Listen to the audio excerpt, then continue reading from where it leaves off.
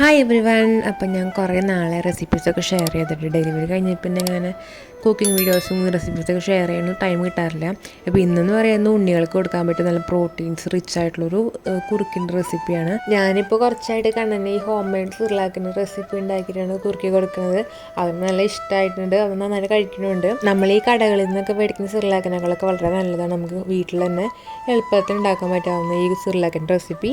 അപ്പോൾ നമുക്കത് എങ്ങനെ ഉണ്ടാക്കണം എന്ന് നോക്കാം. ഇപ്പോൾ അതിനുള്ള ഐറ്റംസൊക്കെ ഞാൻ റെഡിയാക്കി വെച്ചിട്ടുണ്ട്. ഇനി നമുക്ക് നമ്മുടെ ഈ ഹോം മെയ്ഡ് സിർലാക്ക് പൗഡർ ഉണ്ടാക്കാൻ വേണ്ട ഐറ്റംസ് ഓരോന്നായിട്ട് പറയാം. ഇതിലോട്ട് 1 ഗ്ലാസ് അളവിൽ പൊട്ടുകടല ഞാൻ എടുത്ത് വെച്ചിട്ടുണ്ട്. 1/2 ഗ്ലാസ് അളവിൽ രാജ്മ പയർ എടുത്ത് വെച്ചിട്ടുണ്ട്.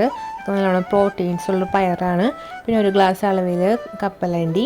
പിന്നെ വൺ ഓഫ് ദി മെയിൻ ഇൻഗ്രീഡിയൻ്റാണ് മഖാന, നമ്മുടെ താമരയുടെ വിത്ത് എന്നൊക്കെയാണ് പറയാം. പിന്നെ 1/2 ഗ്ലാസ് അളവിൽ കാഷ്യൂ, പിന്നെ നമ്മുടെ പായസത്തിൻ്റെ പരിപ്പുണ്ടല്ലോ അത് 1 ഗ്ലാസ്. പിന്നെ ഈ ഓറഞ്ച് കളർ പരിപ്പ് 1 ഗ്ലാസ്. 1 ഗ്ലാസ് അളവിൽ നമ്മൾ സാധാരണ പീസ് പരിപ്പ്. പിന്നെ 1/2 ഗ്ലാസ് വാൽനട്ട്, 1/2 ഗ്ലാസ് ബദാം, പിന്നെ 2 ഗ്ലാസ് അരി. ഞാനിപ്പോൾ ഇവിടെ എനിക്ക് അവൈലബിൾ ആയിട്ടുള്ള ഐറ്റംസ് ആണ് റെഡിയാക്കി വെച്ചേക്കുന്നത്. കുറച്ച് ഐറ്റംസ് സ്കിപ്പ് ആയാലൊന്നും കുഴപ്പമൊന്നുമില്ല. ഇനി നമുക്ക് ഈ ഐറ്റംസ് ഒക്കെ നന്നായിട്ട് വാഷ് ചെയ്തെടുക്കണം. അതിനായിട്ട് ഇതെല്ലാം കൂടി ഒരു പാത്രത്തേക്ക് മിക്സ് ആക്കുന്നുണ്ട്.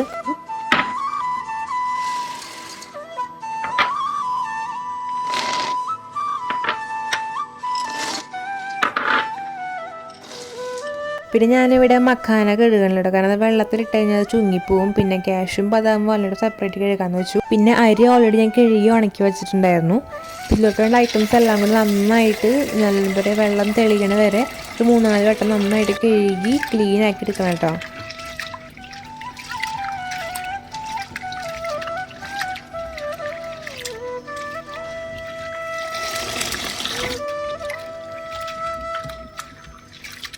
അങ്ങനെ ഞാൻ ഈ ഐറ്റംസ് നന്നായിട്ട് വെള്ളത്തിൽ 5-6 വട്ടം നന്നായിട്ട് കഴുകി ക്ലീൻ ചെയ്തെടുത്തിട്ടുണ്ട്. ഇനി നമുക്കിത് അരപ്പിലോട്ട് നന്നായിട്ട് ഡ്രൈൻ ചെയ്തെടുത്തിട്ട് നമുക്കിതൊന്ന് തുണിയിൽ അങ്ങനെ വെയിലത്ത് വെച്ചിട്ട് നന്നായിട്ടൊന്ന് ഉണക്കിയെടുക്കണം.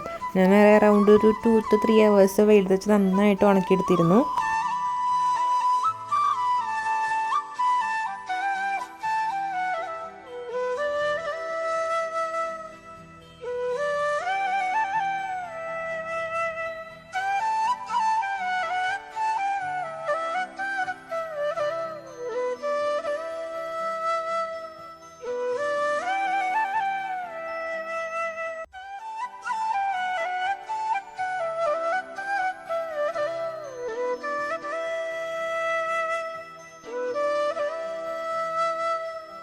അങ്ങനെ ഞാൻ ഈ മിക്സ് ഓൾമോസ്റ്റ് ഒരു 3 hours വെയിലത്ത് വെച്ച് നന്നായിട്ട് ഉണക്കിയെടുത്തിട്ടുണ്ട്.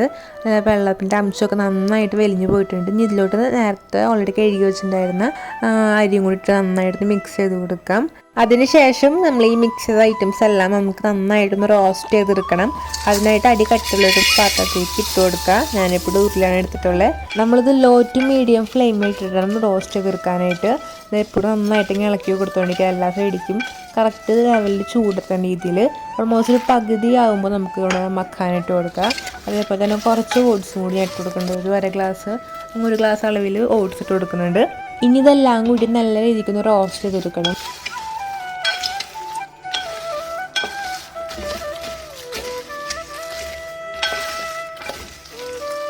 അങ്ങനെ ഒരു 30 minutes ആയപ്പോഴേക്കും നമ്മുടെ മിക്സ് എല്ലാം നന്നായിട്ട് റോസ്റ്റായിട്ട് കിട്ടിയിട്ടുണ്ടായിരുന്നു. നമുക്ക് പിന്നെ പാകം ചെക്ക് ചെയ്യാനായിട്ട് നമ്മളൊരു മഖാന എടുത്തിട്ട് പൊടിച്ച് നോക്കുമ്പോൾ നന്നായിട്ട് പൊടിഞ്ഞു പോകണ്ടെന്ന് നോക്കാം. നമ്മൾ ഈ റോസ്റ്റ് ചെയ്ത മിക്സ് നല്ല രീതിക്ക് ചൂടാറി കഴിയുമ്പോൾ ഒരു മിക്സിയുടെ ജാറിലോട്ട് മിക്സ് കുറച്ചിട്ട് നന്നായിട്ട് പൊടിച്ച് അരിച്ചെടുക്കുക. നല്ല ഫൈൻ പൗഡർ കിട്ടുന്നവരെ.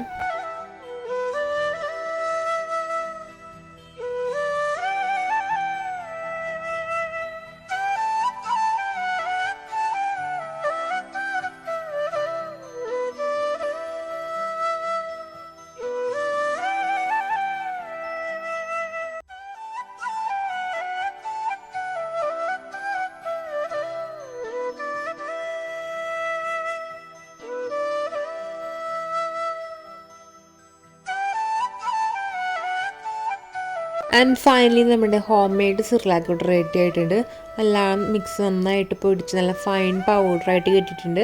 നമുക്ക് നല്ല എയർ ടൈറ്റ് ആയിട്ടുള്ള കണ്ടെയ്നറിലൊക്കെ ഇട്ട് സ്റ്റോർ ചെയ്യാം. നമുക്ക് ഫ്രിഡ്ജിൽ വെക്കുന്നതായിരിക്കും കൂടുതൽ ബെറ്റർ, കാരണം നമുക്ക് കുറേ ഉണ്ടാക്കണതല്ലേ.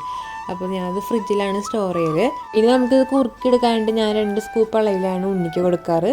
ഞാൻ ഉണ്ണിക്ക് വെള്ളം ഒഴിച്ചിട്ടാണ് കുറുക്കി കൊടുക്കൽ കേട്ടോ. നമുക്ക് വേണമെങ്കിൽ പാലിൻ്റെ ഉണ്ണികൾ കൊടുക്കുന്ന പൊടിയൊക്കെ ഉണ്ടാവുമല്ലോ, അതിലും നമുക്ക് കുറുക്കി കൊടുക്കാം. അല്ലെങ്കിൽ വലിയ വീട്ടിലേക്കാണെങ്കിൽ പശുവും പാലിലൊക്കെ കുറുക്കി കൊടുക്കാം. പിന്നെ അതിലൂടെ ഞാൻ മധുരത്തിനായിട്ട് കുറച്ച് പനം കൽക്കണ്ടവും പിന്നെ ഉണ്ണിക്ക് എപ്പോഴും ഞാൻ കുറുക്കുണ്ടാക്കുമ്പോൾ കുറച്ച് നെയ്യ് ആഡാക്കാറുണ്ട്.